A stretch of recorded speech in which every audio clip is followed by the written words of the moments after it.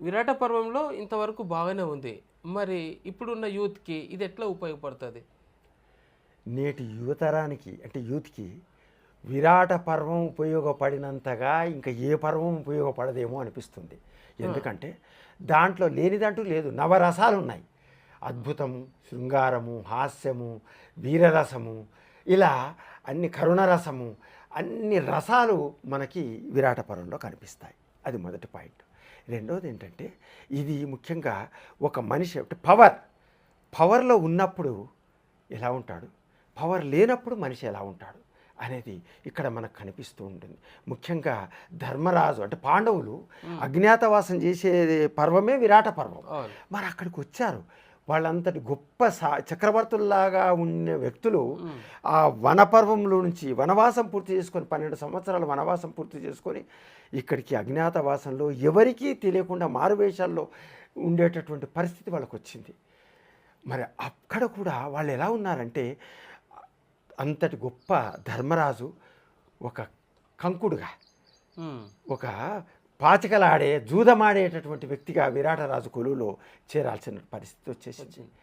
అదే అర్జునుడు ఒక బృహన్నలగా అతను అక్కడ ఒక ఎవరికి మన ఉత్తరకి నృత్యం నేర్పించేటటువంటి వ్యక్తిగా అంతటి శస్త్ర అస్త్ర విద్యా పారంగతుడైనటువంటి అర్జునుడు ఆ పనికి కుదుర్చుకోవాల్సి వచ్చింది. ఒక బృహన్నలుగా ఉండాల్సి వచ్చింది. అంటే నకల సహదేవులు అశ్విని దేవతల పుత్రుడు, వాళ్ళు ఒకరు గ్రంథికుడుగా, ఇంకొకరు ఏమిటి తంతిపాలుడుగా ఉండాల్సి వచ్చింది. మరి భీముడు ఎలా ఉన్నాడు, కంకుడు, క్షమించాలి మన వలలుడు, ఆ వల్లవుడిగా ఉండాల్సిన పరిస్థితి భీముడికి వచ్చింది. వంటవాడిగా ఉండాల్సిన పరిస్థితి వచ్చేసింది.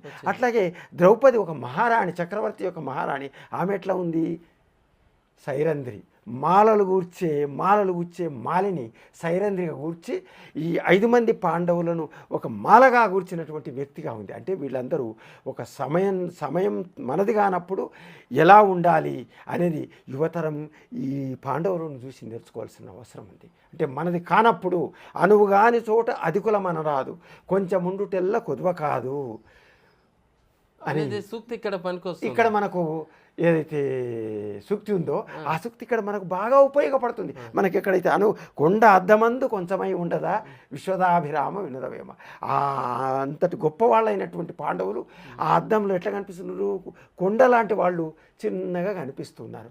అది యువతరం ముఖ్యంగా మన కాలం కలిసి రానప్పుడు కూడా నిరాశ నిస్పృహలకు పాల్పడకుండా కొంతమంది ఆత్మహత్యలంటూ అదంటూ ఇదంటూ ఒక రకమైన ఫ్రస్ట్రేషన్, డిప్రెషన్, ఇటువంటి వాళ్ళకి ఎక్కువ లోన్ అవుతుంటారు. అటువంటి లోన్ కావాల్సినటువంటి అవసరం ఉందిలే, మంచి కాలం ముందున అనే పద్ధతిలో వాళ్ళు ముందుకెళ్ళగలగాలి. ఆ బోధ, ఆ సందేశమే ఈ మారువేషాల్లో ఉండే పాండవులు ఇక్కడ మనకిచ్చారు. ఇది ఇక థర్డ్ పాయింట్ ఏంటంటే ఇది అతి ముఖ్యమైన పాయింట్, అడాప్టబిలిటీ. అంటే మనము సందర్భానికి సమయానికి ఒకవేళ సంక్షోభం వచ్చినట్లుంటే దానికి మనము అడాప్ట్ చేసుకోవాలి, దానికి మనము సమన్వయపరచుకోవాలి. లేకపోతే చాలా ఇబ్బంది అవుతుంది. ఈరోజు యువతరం అదే సమస్యలతో అడాప్టబిలిటీ లేకుండా ఇటు కుటుంబంతో కానీ అక్కడ తమ ఆఫీసుల్లో కానీ అడాప్ట్ కాలేకపోతున్నారు. సొసైటీతో కానీ అడాప్ట్ చేసుకోలేనటువంటి పరిస్థితుల్లో యువతరం అనేకమైనటువంటి సమస్యలతో ఒక ఇగో ప్రాబ్లం కూడా వస్తుంది ఈ జనరేషన్లో. కానీ ఇక్కడ విరాట పరంలో మనం చూసింది ఏంటంటే ఒక అడాప్టబిలిటీ మనకు అక్కడ కనిపిస్తుంది. పాండవులు ఏం చేశారు, వాళ్ళు మారువేషాల్లో వచ్చారు. 5 మంది 5 రకాల మారువేషాల్లో ఉండేసి వాళ్ళు ఏం చేశారు, తమను తాము ఆ విరాటరాజు కొలువులో ఆ చిన్న పాత్రల్లో ఒదిగిపోయారు. తమవి కాని పాత్రలు, తాము ఊహించని పాత్రలు, తాము ఏనాడు కలలో కూడా చేయలేని పాత్రలు. ఎందుకంటే అవి దాసదాసి జనాలు చేసేటటువంటి పాత్రలు. ఆ పాత్రలు వాళ్ళు అడాప్ట్ అయిపోయారు. అంటే దాంట్లో ఒదిగిపోవడం వల్ల వాళ్ళు ఎదిగిపోయారు. అది ఈ రోజుల్లో ఈ తరం కూడా తమను తాము సందర్భానికి తగినట్టుగా, అది ఇల్లు కావచ్చు, ఆఫీసు కావచ్చు, సమాజం కావచ్చు, ఎక్కడైనా కావచ్చు, నీవు ఆ సందర్భానికి తగినట్టుగా ఒదిగి ఉన్నప్పుడు ఖచ్చితంగా వాళ్ళు రాణించగలిగే అవకాశం ఉందని మనకి ఇక్కడ విరాట పర్వంలో 3వ పాయింట్ మనకి చెప్తుంది. రైట్. ఇక పోతే ఫోర్త్ పాయింట్. ఆ, ఈ ఫోర్త్ పాయింట్ ముఖ్యంగా డిగ్నిటీకి సంబంధించింది. ఆ, అంటే మనం ఏ పొజిషన్లో ఉన్నాము, ఏ పాత్రలో ఉన్నాము, ఏం చేస్తున్నాము అనేది ప్రధానం కాదు. నీ వ్యక్తిత్వం ఎలాంటిది, నీ స్వాభిమానం, నీ ఆత్మాభిమానం ఎలా ఉంది, దాన్ని నిలబెట్టుకుంటున్నావా లేదా అనేది ఈరోజు యువతరం, ముఖ్యంగా యూత్ ఒక ద్రౌపదిని అంటే సైరంధ్రిని చూసి నేర్చుకోవాల్సిన అవసరం ఎంతగానో ఉంది. ముఖ్యంగా ఆ సైరంధ్రి లేదా ఎలియాస్ ద్రౌపది ఏదో ఉందో ఆమెకు అక్కడ విరాటరాజు కొలువులో కీచకుడికి వల్ల అనేక అవమానాలు జరుగుతాయి. ఆయనను అవమానించాడు, ఆమెను పరాభవించాడు, బలాత్కరించాడు. చేసినా కూడా ఎక్కడ కూడా తాను బయటపడలేదు. బయటపడకుండా పని జరగాలి, అది ఆమెలోని స్కిల్, నిపుణత్వం ఏముంది. భీముడికి ఎగదోసింది, భీముడికి చెప్పింది ఏంది ఇలా జరుగుతుంది అని చెప్పేసి చెప్పి ఎక్కడ కూడా నేను అక్కడికి అడిగారు. ఆమె వచ్చినప్పుడు ద్రౌపదిని సుదేష్ణ అడుగుతుంది, ఎవరమ్మా నువ్వు అని అడిగితే నేను ఫలానా ద్రౌపదిని అని చెప్పలేదు, నేను నా భర్తలు గంధర్వులు అని చెప్పింది. అట్లాగే కీచకుణ్ణి మొత్తానికి నర్తనశాలకు వెళ్ళి అతను బలాత్కరించడానికి ప్రయత్నం చేసేసి పరాభవిస్తుంటే భీముడికి చెప్పి అక్కడికి నర్తనశాలకు వెళ్ళి భీముడు కీచకుడిని, ద్రౌపదిని అవమానించిన కీచకుడిని భీముడు సంహరిస్తాడు. సంహరించిన తర్వాత కూడా ఎప్పుడు ద్రౌపది ఏం చెప్తుంది, నా భర్త వచ్చారు, ఆ గంధర్వుడు వచ్చేసి సంవరించి వెళ్ళాడని చెప్తుంది, అంతేగాని ఫలానా వ్యక్తి తమను తాము బయట వేసుకోలేదు. కాబట్టి ఎప్పుడే కానీ తమ యొక్క డిగ్నిటీని, తమ యొక్క వ్యక్తిత్వాన్ని కోల్పోకుండా కార్యాలయాల్లో కానీ ఇంట్లో కానీ పని జరిగేటట్టుగా ఉండటం అనేది ప్రధానమైనటువంటి తత్వం. కాబట్టి నీవు ఏ పొజిషన్లో ఉన్నావు అని ముఖ్యం కాదు, నీ కాంపోజిషన్ ఏంటి అనేది ప్రధానమైనటువంటి అంశం. కాబట్టి ఆ వ్యక్తుల యొక్క ఔన్నత్యం, గొప్పతనం, ఘనత అనేది వాళ్ళు చేసేటటువంటి పనుల ద్వారా మనకు తెలుస్తుంది తప్ప వాళ్ళు ఏ పొజిషన్లో ఉన్నారనేది ప్రధానమైనది. ఈ విరాట పర్వంలో ఈ డిగ్నిటీ అనేది ఈ 4వ అంశం ఈనాటి యువతరానికి, ముఖ్యంగా మహిళలకి మనకు ప్రధానంగా ముఖ్యంగా మహిళా సాధికారికత అంటున్నారు ఈ రోజుల్లో. మహిళలకు ఎంపవర్మెంట్, ఉమెన్స్ ఎంపవర్మెంట్. అక్కడ ఆమె ఒక దాసిగా ఉన్నప్పటికీ కూడా ఒక మహిళా సాధికారికతను ఆమె పెంచింది, పోషించింది, ఆవిష్కరించింది. అది మనం గుర్తించాల్సిన అంశం. ఈ విరాట పర్వంలో ఇంకో పాయింట్ చెప్పండి. అయితే ఈ విరాట పర్వంలో ఇంకా ప్రధానమైనది ముఖ్యంగా యువతరానికి చాలా ఉపయోగపడే పాయింట్ అంటే అంశం ఏంటంటే, అవసరమైన సమయం వచ్చినప్పుడు మాత్రమే నిన్ను నీవు ఆవిష్కరించుకోవాలి. అంతే తప్ప నేను ఫలానా, నేను ఇలా. ఈరోజు చాలామంది ఏంటంటే వాచాలత్వం, తమను గురించి తాము ఎక్కువగా చెప్పుకోవడం అనేది, ఎక్స్పోజ్ కావడం అనేది ఎక్కువగా జరుగుతుంది. అట్లా నీకు సమయం సందర్భం కలిసి రానప్పుడు నీవు ఎక్కడ ఉంటావో, ఏ స్థాయిలో ఉంటావో ఉండాల్సిందే. అంతేకాని నువ్వు నీ గురించి అతిగా చెప్పుకోవడం వల్ల 10 మందిలో పల్సనే అవకాశం ఎక్కువ ఉంటుంది. అందుకే చూడండి, ఒక బృహన్నల అంటే ఒక అర్జునుడు బృహన్నలగా ఉండి ఉత్తర గోగ్రహణంలో కౌరవులు వచ్చేసి మొత్తం ఆవుల్ని, ఆ గోవులన్నింటినీ ఎత్తుకొని లేదా అపహరించి, గోగ్రహణం అంటే గ్రహించడం, గోవులన్నిటి అపహరించి తీసుకెళ్తున్నప్పుడు వాళ్ళ మీదుగా యుద్ధానికి ఎవరు వెళ్తారు? ఉత్తరుడు నిజానికి రథి, తర్వాత అర్జునుడు సారథి.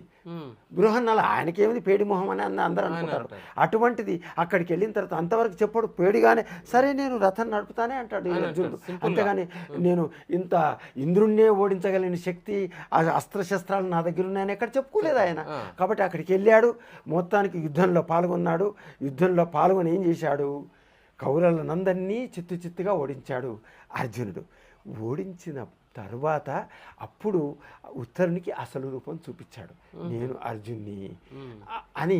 అంటే సమయం వచ్చినప్పుడు మాత్రమే మనం బయటపడాలి తప్ప అనవసరంగా అసందర్భంగా బయటపడడం వల్ల ఇతరులు మనల్ని అపార్థం చేసుకునే అవసరం ఉంటుంది. నీవు ఏ రూపంలో ఉన్నావు, ఎలా ఉన్నావు అని కాదు, నీ కార్యాచరణ, నీ యాక్షన్ ప్లాన్ ఏంటి, నీ యొక్క పనితనం ఏంటి, అది చేయగలిగినట్టు మీ బాస్ దాన్ని గుర్తిస్తారు. అంతేగాని నేను ఫలానా ఆయన కొడుకుని, నాకు ఫలానా స్థితిగతుణ్ణి అని చెప్పడం వల్ల ఎలాంటి ఉపయోగం ఉండదు అని మనకు విరాట పర్వంలో చెప్తుంది. ఓకేనా అమ్మా?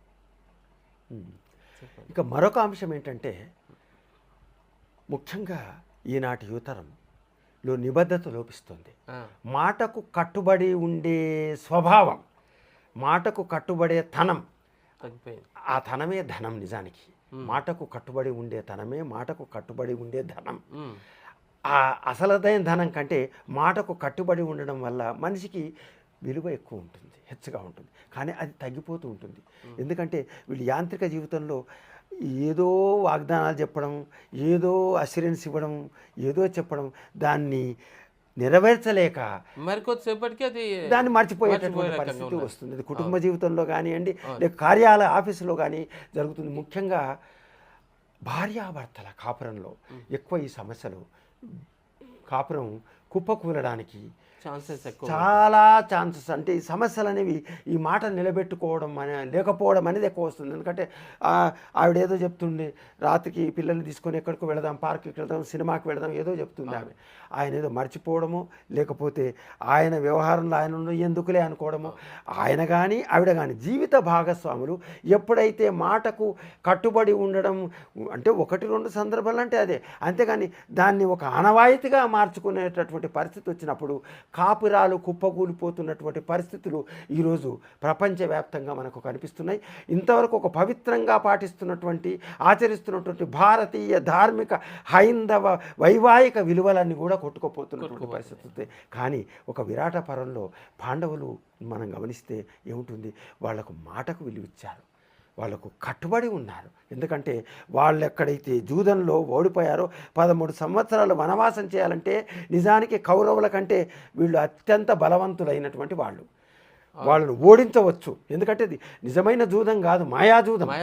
శకుని వల్ల మాయోపాయం జరిగింది అందరూ అన్నారు. అక్కడ మాయాజూదం జరిగిందని తెలుసు. వాళ్ళు ఓడించి తమ రాజ్యాన్ని తమ కైవసం చేసుకోవచ్చు.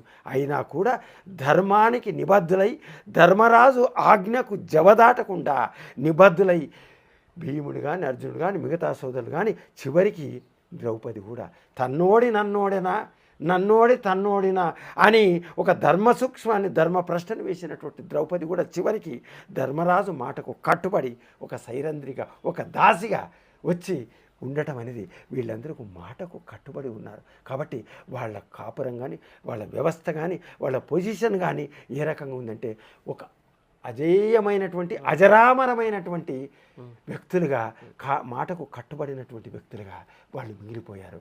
అందుకే ఆ విరాట పరంలో వాళ్ళు ఒక ధృవతారాలుగా వెలిగిపోయారు. రైట్. అయితే ఈనాటి యూత్ కూడా ఇట్లనే పాటిస్తే బాగుంటుంది కదా. ఖచ్చితంగా ఈనాటి యువతరంకి మనం చెప్పేంత వాళ్ళం అయినా కాకపోయినా ముఖ్యంగా వాళ్ళు తెలుసుకోవాల్సింది మేము చెప్పడం అని కాదు, విరాట పర్వం చదవండి.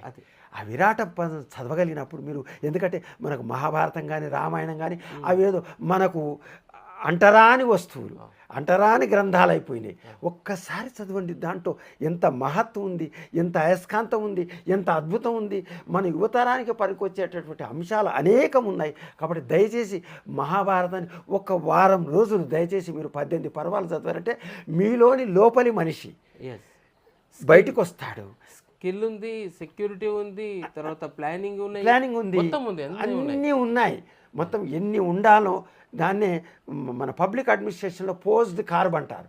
పోస్డ్ కార్బ్ అంటే ఏమిటి? ప్లానింగ్, ఆర్గనైజేషన్, తర్వాత స్టాఫ్ని ఎలా పెట్టుకోవాలి, ప్లాన్ ఎట్లా చేయాలి, నిర్వహణ ఎట్లా ఉండాలి, స్టాఫ్ని ఎవరెవరిని ఏ స్థానాల్లో పెట్టుకోవాలి, డైరెక్షన్ ఎట్లా ఉండాలి, తర్వాత కోఆర్డినేషన్ ఎట్లా చేయాలి, తర్వాత యాక్షన్ ప్లాన్ ఎట్లా ఉండాలి, తర్వాత రివిజన్ ఎట్లా చేయాలి, తర్వాత చివరగా బడ్జెట్, డబ్బులు లేకుండా పని జరగదు కదా, బడ్జెట్ కప్పాలు ఎట్లా వసూలు చేయాలి, ఇవన్నీ పోస్ట్ కార్బ్ అనేది మనకు మహాభారతంలో కనిపిస్తుంది.